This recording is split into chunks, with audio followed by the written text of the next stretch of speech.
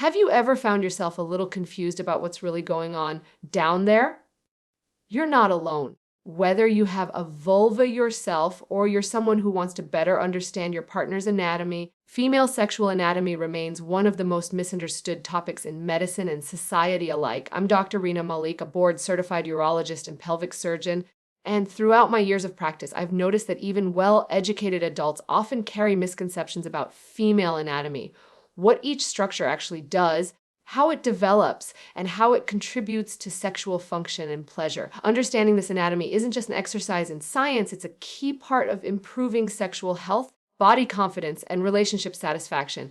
Before we dive into the external structures and their functions, it helps to first understand how our anatomy develops in the womb. During the early stages of fetal growth, something fascinating happens, or more accurately, doesn't happen yet. For roughly the first 8 weeks of development, every fetus, regardless of genetic sex, looks nearly identical in terms of its external genitalia. There are no distinguishable male or female features at this point. Instead, the developing fetus has two basic components, a small bump called the genital tubercle and a shallow depression called the orogenital sinus. These structures serve as the raw material from which all external genitalia, male or female, will eventually form. Around the 10th week of gestation, genetics begin to direct the course of development. If the fetus carries XX chromosomes, the absence of testosterone allows the genital tubercle to develop into a clitoris, while the surrounding folds form the labia minora and labia majora, the inner and outer lips of the vulva. If the fetus carries XY chromosomes, higher levels of testosterone cause the genital tubercle to lengthen into a penis, while the folds fuse to form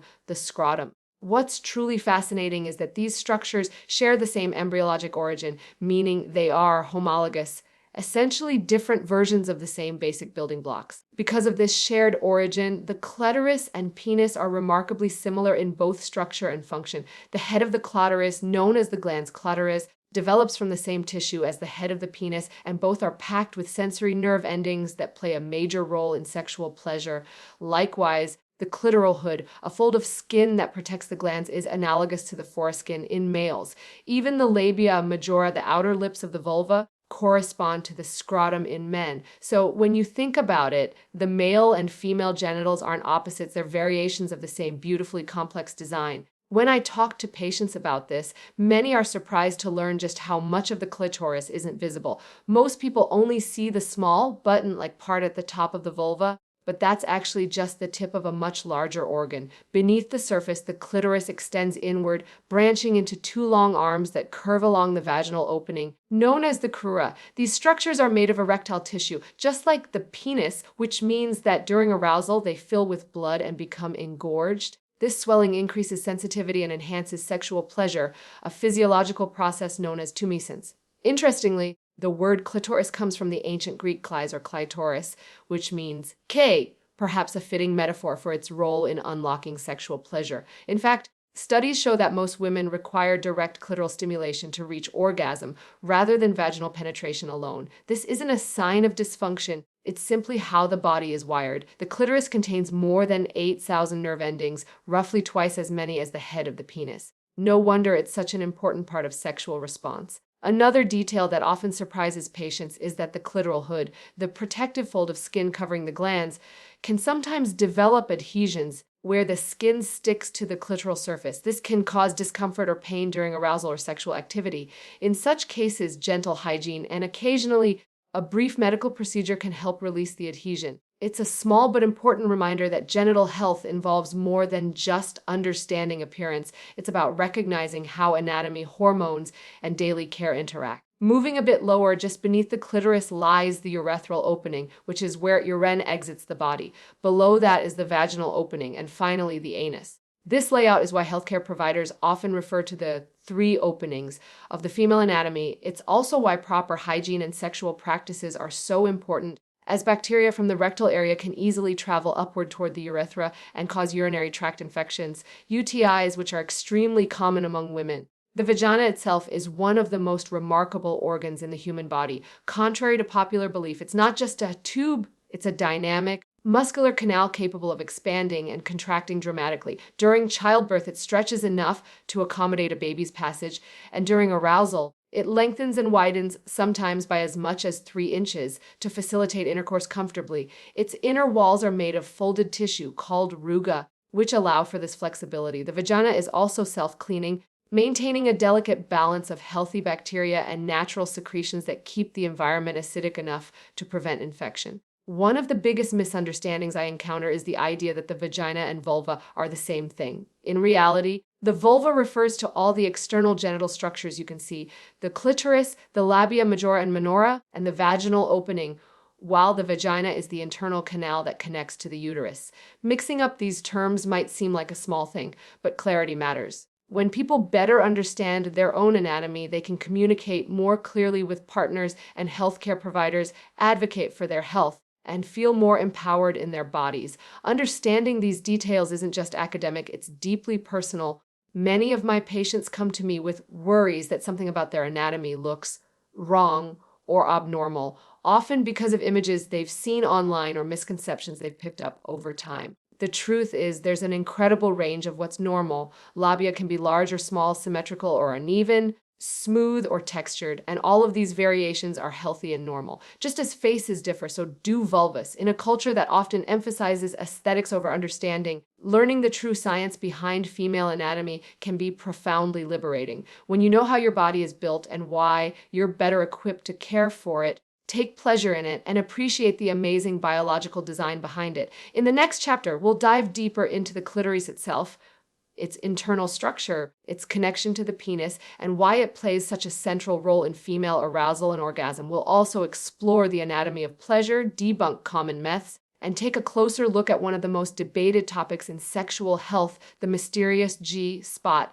Now that we've covered the basic structures of the vulva and how they develop, let's take a deeper look at one of the most remarkable and misunderstood organs in the human body, the clitoris. For something so small on the surface, it plays an enormous role in sexual pleasure, yet its complexity is often overlooked, even in modern medical education. For decades, the clitoris was depicted as a tiny, almost insignificant nub in anatomy textbooks, but recent research and imaging technology have revealed just how large and intricate it truly is, transforming our understanding of female sexual function. The word clitoris comes from the Greek kleis, meaning key, a fitting metaphor considering it's often the key to sexual satisfaction for many women. Although only the external glands of the clitoris is visible, that small button-like structure at the top of the vulva, what lies beneath is far more extensive. The clitoris extends internally, branching into a Y-shaped structure that wraps around the vaginal opening. These internal parts, called the crura and vestibular bulbs, are made of erectile tissue which swells and becomes engorged with blood during arousal, just like the penis.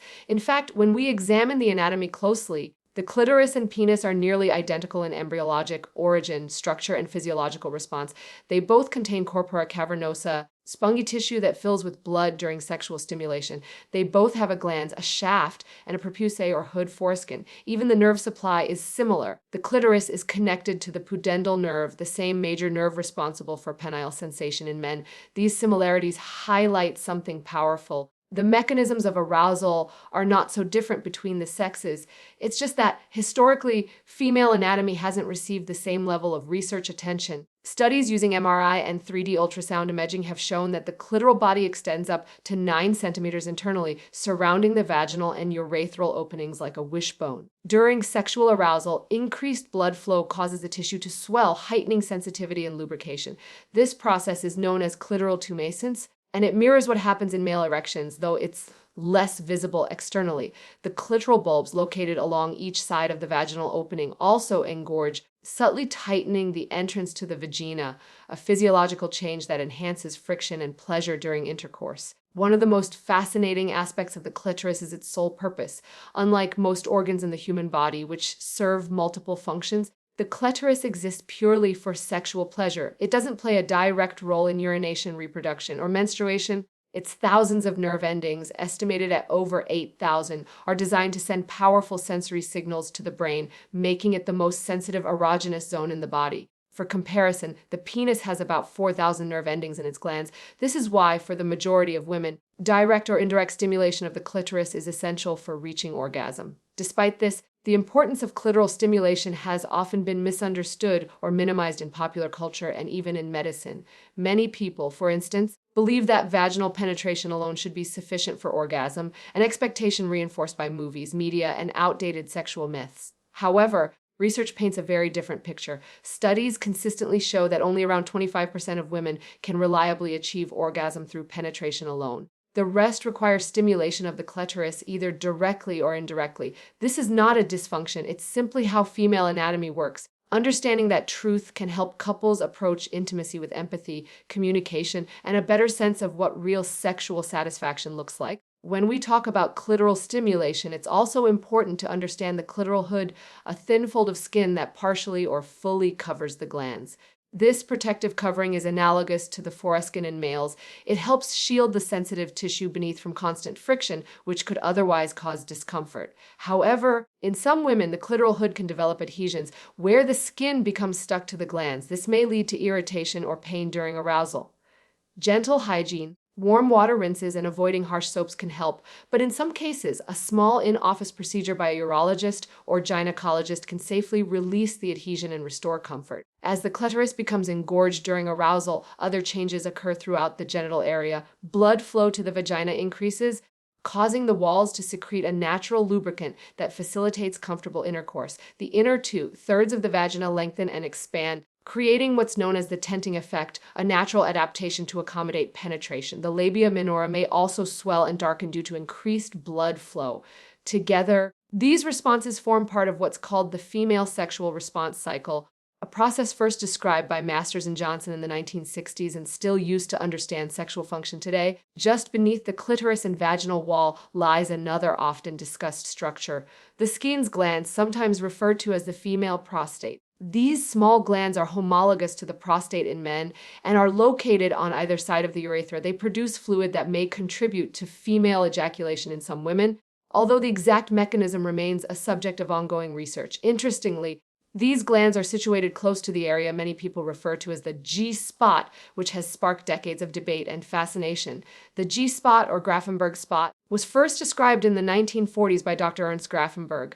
It's typically described as a small, sensitive area on the anterior front wall of the vagina, about 1 to 2 inches inside. Some describe it as slightly rougher in texture than the surrounding tissue, and stimulation of this area may produce pleasurable sensations or even lead to orgasm for certain women. However, the idea of the G-spot as a distinct button-like structure is an oversimplification. Anatomical studies suggest that what people experience as the G-spot may actually be part of a broader network of clitoral tissue, Skene's glands, and nerve endings that collectively contribute to pleasure. This helps explain why some women report strong sensations from internal stimulation while others do not. Everyone's anatomy and nerve distribution are unique. What's most important to remember is that there's no right way to experience pleasure. Some women orgasm from clitoral stimulation alone, others from penetration, and many from a combination of both. What matters most is understanding your own body and communicating openly with your partner about what feels good. Unfortunately, because of cultural taboos, many people grow up without accurate information about female anatomy and pleasure. This lack of knowledge can lead to confusion, shame, and unrealistic expectations for both partners. As a physician, I encourage people to see sexual education not as something shameful, but as a vital part of overall health. When individuals understand their anatomy, they're more likely to recognize normal variations, prevent injury, and experience a healthier, more satisfying sex life. In the next chapter, we'll explore how this knowledge translates into real-world empowerment, from maintaining genital health and preventing common issues to embracing body confidence and improving intimacy through understanding. We'll also take a closer look at the science of the so-called G-spot, female ejaculation, and how all of this connects to overall sexual well-being. When we talk about female anatomy and sexual health, the goal isn't just to identify body parts, it's to help people build confidence, connection, and comfort with their own bodies. Understanding the structure and function of the vulva, vagina, and clitoris isn't just about anatomy, it's about reclaiming knowledge that has, for too long, been hidden behind stigma and silence. For many women, discovering how their body actually works can be deeply liberating. It's like turning on the lights in a room that's been dim for years. Suddenly, everything begins to make sense. One of the most important things I tell my patients is that there is no single normal when it comes to genital anatomy. Just as our faces, hands, And bodies differ from person to person, so do our vulvas. The size, shape, and color of the labia can vary widely. All of it is normal. Yet, because of filtered images, unrealistic beauty standards, and lack of open discussion, many women feel insecure about how they look down there. Some even seek out unnecessary cosmetic procedures like labiaplasty out of a belief that something is wrong with their anatomy. As a pelvic surgeon, I can assure you that variation is the rule, not the exception. Your body is not supposed to look like anyone else's, and it's essential to move away from comparing yourself to what's seen in pornography or social media, where images are often altered or staged. This same misunderstanding extends to sexual pleasure. There is a pervasive myth that women should orgasm from penetration alone, and if they don't, something must be wrong. That couldn't be further from the truth. As we've learned, the clitoris is the primary organ of sexual pleasure for most women. It's packed with thousands of nerve endings, while the internal vaginal canal, though sensitive, is not nearly as densely innervated. This means that for the majority of women, clitoral stimulation, whether direct or indirect, is essential for reaching orgasm. This isn't a sign of dysfunction, it's simply how the body is wired. The problem isn't in women's bodies, it's in our cultural understanding of them. When partners understand this, intimacy improves dramatically. Many men and women feel pressure to perform based on unrealistic expectations of what sex should look like. But when we shift the focus from performance to connection, from trying to fit an image to exploring what feels good for both partners, sexual experiences become more fulfilling. Communication plays a huge role here. Being able to talk openly with your partner about what feels pleasurable, what doesn't, and how you can explore together is a cornerstone of healthy intimacy. These conversations might feel awkward at first, especially if you've been taught that talking about sex is taboo, but they're worth having. The more you understand each other's bodies and preferences, the stronger the physical and emotional connection becomes. Now, let's return to one of the most talked about and misunderstood aspects of female anatomy. The G-spot in female ejaculation. As mentioned earlier, the G-spot or Grafenberg spot isn't a single anatomical button that everyone has or that guarantees orgasm. Instead, it's likely a complex area of tissue involving the clitoris, internal branches, skin's glands, and surrounding nerve endings. Some women experience intense pleasure or even ejaculation from stimulation in this region, while others do not, and that's completely normal. Female ejaculation itself is also widely debated. Some studies suggest that fluid released during ejaculation originates from the skin's glands, while others have found that part of it may come from the bladder. Regardless of its source, it's important to emphasize that female ejaculation is not abnormal, shameful, or dirty. It's simply one of the many natural variations in how the female body can respond to arousal. Beyond pleasure, maintaining genital and sexual health is an important part of overall well-being. Simple habits can make a big difference. For instance, using gentle, unscented cleansers or just warm water to clean the vulva helps maintain a healthy pH balance and prevents irritation. Avoiding douches and harsh soaps is key since they can disrupt the natural flora that keeps the vagina healthy. Wearing breathable cotton underwear and changing out of wet clothing promptly also helps prevent infections like yeast or bacterial vaginosis. Regular check-ups with a gynecologist or urologist are crucial, not only for pap smears and screenings, but also for addressing concerns like pain during intercourse, changes in discharge, or new lumps or lesions. Pain or discomfort during sex is another topic that deserves attention. Too often, women are told that pain is normal or something to simply tolerate, but persistent pain is not normal, and it's important to bring it up with your doctor. Common causes can include vaginal dryness, pelvic floor muscle tension, endometriosis, or infections, all of which can be treated once properly diagnosed. Open conversations about pain and pleasure are part of taking ownership of your body. Sexual health is not just the absence of disease, it's about comfort, confidence, and satisfaction. Understanding how your body responds to arousal can also be empowering. During sexual excitement, blood flow to the genital area increases, leading to natural lubrication and subtle changes in anatomy that make intimacy more comfortable and pleasurable. This arousal process takes time, and it's different for everyone. Some people need more foreplay or clitoral stimulation while others respond more quickly. Knowing this can help reduce anxiety and increase enjoyment. For many couples, slowing down and focusing on gradual arousal rather than rushing toward orgasm can make a tremendous difference in intimacy and connection. At the end of the day, knowledge is power. The more you understand about your anatomy and how it functions, the more confident and connected you become, both with yourself and with your partner.